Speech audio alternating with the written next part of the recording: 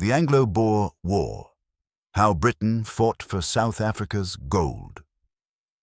At the end of the 19th century, Southern Africa became the stage for one of the most dramatic and brutal colonial conflicts in history. This conflict is known as the Anglo-Boer War, a war between the mighty British Empire and two small but determined Boer republics, the Transvaal and the Orange Free State. The Boers were descendants of Dutch settlers who had lived in the region for generations. Most of them were farmers who valued independence, self-rule, and a simple way of life. For many years, they managed to preserve their autonomy. But everything changed when enormous deposits of gold and diamonds were discovered on their land. These resources instantly turned the region into a strategic prize for the British Empire. In 1899, tensions finally exploded into open war. British leaders expected a quick and easy victory over what they saw as a weak opponent. Instead, they were shocked.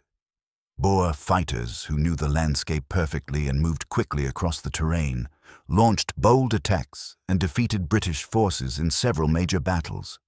In Britain, this humiliating period became known as Black Week. Realizing the seriousness of the situation, the Empire responded with full force. Tens of thousands of soldiers were sent to South Africa, along with heavy artillery, railways, and modern weapons. By 1900, British troops captured the capitals of both Boer republics and announced victory. But this declaration was premature. The Boers refused to surrender and switched to guerrilla warfare.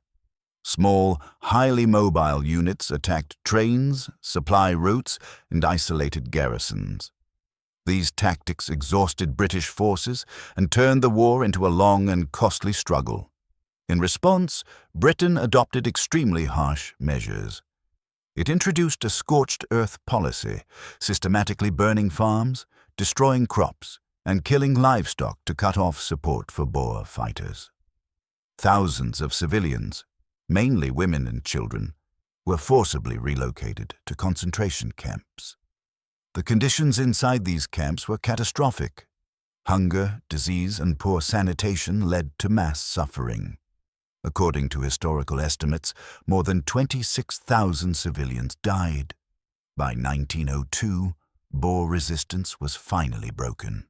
The war officially ended with the signing of the Treaty of Vereeniging.